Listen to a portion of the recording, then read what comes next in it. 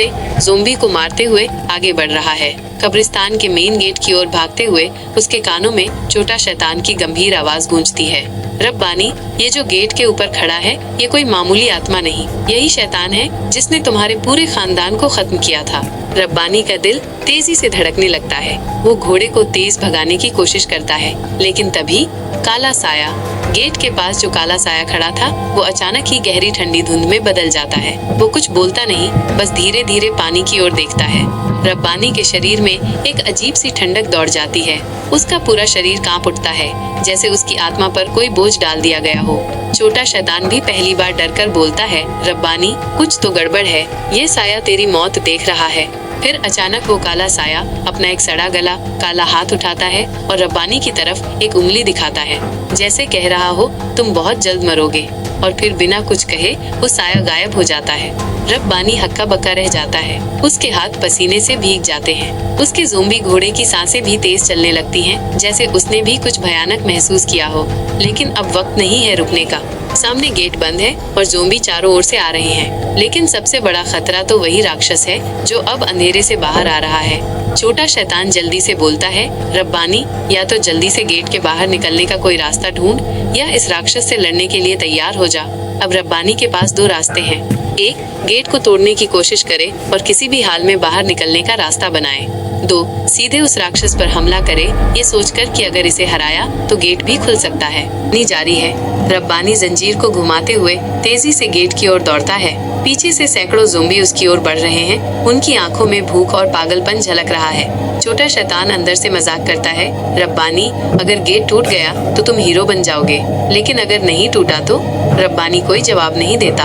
वो बस अपने प्लान पर भरोसा करता है। ज़ोंबी गेट से टकराते हैं। जैसे ही रब्बानी गेट के पास पहुंचता है, वो अचानक घोड़े को रोक देता है। पीछे से दौड़ते हुए ज़ोंबी पूरी रफ्तार में गेट से टकराते हैं। धड़ाम, गेट जोर से हिलता है, लेकिन गेट टूटता नहीं। रब्बानी के चेहरे पर पसीना छलक आता है। छोटा शैतान हंसकर कहता है, अब क्या करोगे बहादुर? पीछे से और ज़ोंबी आ रहे हैं। रब्बानी चारों तरफ से घिर चुका है। राक्षस का प्रकट होना। अचानक एक भारी गुर्राहट पूरे कब्रिस्तान में गूंजती है। ज़ोंबी भी रुक जाते हैं, जैसे किसी ताकतवर चीज की आहट सुन रहे हों। ग्रो ओ ओ, अंधेरे से एक भयानक राक्षस निकलता है। लंबा चौड़ा खून से सना हुआ शरीर, लाल जलती हुई आंखें, लंबे नुकीले नाखून। रब्बानी सांस रोककर उसे देखता है। वो इतना भारी और ताकतवर है कि अपने ही ज़ोंबी सैनिकों को उठाकर दूर फेंक रहा है। रब्बानी भागने की कोशिश करता है, लेकिन राक्षस कूदकर उसके सामने आ जाता है। गेट को तोड़ने की आखिरी कोशिश। रब्बानी समझ जाता है कि लड़ाई बेकार होगी। अगर उसे बचना है तो गेट तोड़ना ही होगा। वो अपनी जंजीर को घुमाता है और पूरी ताकत से गेट के ताले पर मारता है। धड़ाम, ताला हल्का हिलता है। राक्षस गुर्राता है और रब्बानी की तरफ दौड़ता है। रब्बानी एक आखिरी बार पूरी ताकत से जंजीर से ताले पर वार करता है। क्रैक, ताला टूट जाता है। लेकिन ट्विस्ट, बहुत देर हो चुकी है। राक्षस पहले ही छलांग लगा चुका था।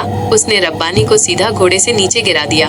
रब्बानी जमीन पर गिरते ही लड़खड़ा जाता है। वो अब घोड़े पर नहीं है, भागने का कोई रास्ता नहीं है। राक्षस खूनी मुस्कान के साथ उसकी तरफ बढ़ता है। अब क्या करेगा रब्बानी? 1, कोई नई शक्ति जागृत होगी। 2, छोटा शैतान कोई चाल खेलेगा। 3, या रब्बानी को किसी और तरीके से बचना होगा। आगे क्या होगा? पानी जमीन पर गिर गया था और ज़ोंबी और राक्षस उस पर हमला करने के लिए आ रहे थे। उसका घोड़ा भी ज़ोंबी बन गया था। रब्बानी गुस्सा हो गया और उसका छोटा शैतान उसे चेतावनी देता है, लेकिन रब्बानी ने किसी की नहीं सुनी। उसका गुस्सा चरम सीमा पर पहुंच गया और उसकी जंजीर चमकने लगी। जैसे ही रब्बानी ने जंजीर उठाई, उसने उसकी शक्ति को महसूस किया। उसने जंजीर घुमाई और ज़ोंबी पर हमला किया। ज़ोंबी धूल में बदलने लगे। फिर रब्बानी ने राक्षस को देखा जो उसे घूर रहा था। रब्बानी ने जंजीर को राक्षस की ओर फेंका और वो उसे जकड़ लिया। राक्षस छटपटाने लगा, लेकिन रब्बानी ने जंजीर को और जोर से खींचा। राक्षस जमीन पर गिर गया। रब्बानी को एहसास हुआ कि जंजीर ने अपनी असली ताकत हासिल कर ली है। उसने जंजीर को हवा में घुमाया और बचे हुए ज़ोंबी पर हमला किया। जंजीर इतनी लंबी हो गई कि सभी ज़ोंबी धूल में बदल गए। अब रब्बानी और राक्षस अकेले बचे थे। रब्बानी राक्षस की ओर बढ़ा और राक्षस भी उस पर हमला किया, दोनों के बीच अंतिम लड़ाई शुरू हो गई। रब्बानी और राक्षस एक दूसरे के सामने खड़े थे।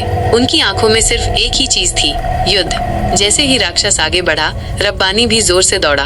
दोनों की रफ्तार इतनी तेज थी कि धरती कांपने लगी। रब्बानी ने अपनी शक्तिशाली जंजीर उठाई और एक जोर का वार किया। आ आ आ! राक्षस चीख उठा। जंजीर उसके सीने पर पड़ चुकी थी, लेकिन वो पीछे हटने के बजाय और भी भयानक हो गया। उसने अपने लंबे तेज हाथों से रब्बानी पर प्रहार किया। रब्बानी हवा में उछल गया और सीधा कब्रिस्तान की दीवारों से जाकर टकराया। दीवार में दरार पड़ने लगी, मिट्टी झड़ने लगी, लेकिन रब्बानी फिर भी गिरा नहीं। रब्बानी ने अपनी छाती से धूल हटाई और फिर से आगे बढ़ा। ये लड़ाई 1 घंटे तक चली। दोनों एक दूसरे को घायल कर रहे थे। कोई किसी से कम नहीं था, लेकिन अंत में रब्बानी ने एक चाल चली। जैसे ही राक्षस ने उसकी जंजीर पकड़ी, रब्बानी ने उसे जोर से घुमाया। जंजीर राक्षस के हाथों में लिपट गई और रब्बानी ने एक झटके में उसे नीचे खींच दिया। राक्षस जोर से जमीन पर गिरा। रब्बानी ने मौका नहीं गंवाया। उसने जंजीर के चारों तरफ से राक्षस को लपेट दिया। रब्बानी गरजे, तेरा अंत आ चुका है। जंजीर एक तेज रोशनी से चमक उठी और राक्षस चीख उठा। धीरे धीरे उसका शरीर मिट्टी और राख में बदलने लगा और कुछ ही देर में वो बस एक धूल का ढेर बनकर हवा में बिखर गया। रब्बानी जमीन पर हाथ टिकाए भारी सांसें ले रहा था। उसका शरीर दर्द से भर चुका था।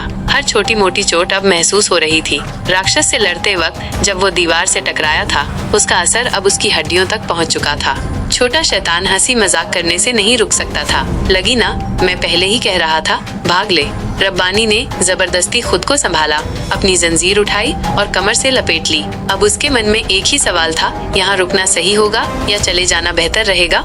जैसे ही उसने 2-4 कदम आगे बढ़ाए, एक अजीब सी चीख गूंजी। फिर से कब्रें खुलने लगी। ज़ॉम्बी, मरे हुए जानवर और अजीब शैतानी चेहरे कब्रिस्तान से निकलने लगे।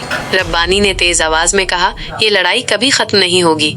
छोटा शैतान हंसी के साथ बोला, डर रहा है क्या? इतने बड़े राक्षस को हराया और अब भाग रहा है। रब्बानी ने गहरी सांस ली और कहा, मैं इनसे डरता नहीं, ना ही कभी हारूंगा, लेकिन ये लड़ाई बेकार है। इनका कोई अंत नहीं है। जितना लड़ूंगा उतने और उठते रहेंगे।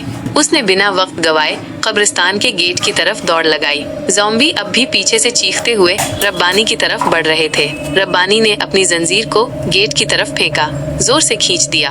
गेट एक भयानक आवाज के साथ 2 टुकड़े हो गया। रब्बानी बिना पीछे देखे तेज कदमों से अपनी बाइक की तरफ बढ़ा, उसे स्टार्ट किया और धूल उड़ाता हुआ अंधेरों में गायब हो गया। पीछे सिर्फ एक वीरान कब्रिस्तान और चीखते चिल्लाते हुए मरे हुए मखलूक बचे थे। रब्बानी बाइक पर तेज रफ्तार से कब्रिस्तान से निकल चुका था। उसके कपड़े खून और मिट्टी से भरे हुए थे। सांस अभी भी तेज चल रही थी, लेकिन उसका दिमाग पीछे छूट चुकी लड़ाई और वहाँ बचे हुए ज़ॉम्बीज़ की सोच में उलझा था। जैसे ही उसकी बाइक एक अंधेरी सड़क पर आगे बढ़ रही थी, उसके कानों में अभी भी कब्रिस्तान की चीखें गूंज रही थी। पीछे पूरा कब्रिस्तान एक अजीब सी धुंध में लिपट चुका था। हवा में सिर्फ एक ही चीज सुनाई दे रही थी, उन मरे हुए मखलूकों की कराहतें, जैसे वो रब्बानी के लौटने का इंतजार कर रहे हों। छोटा शैतान भी खामोश हो गया। रब्बानी पीछे मुड़कर देखना नहीं चाहता था, लेकिन एक अजीब सी गूंज उसका पीछा नहीं छोड़ रही थी। और फिर उस अंधेरे में एक आवाज उभरी, एक नया भयानक खतरा अभी भी कब्रिस्तान के अंदर जिंदा था। अगला भाग जल्द आएगा। कब्रिस्तान अभी भी अपने अंदर एक और भयानक राज छुपाए बैठा है।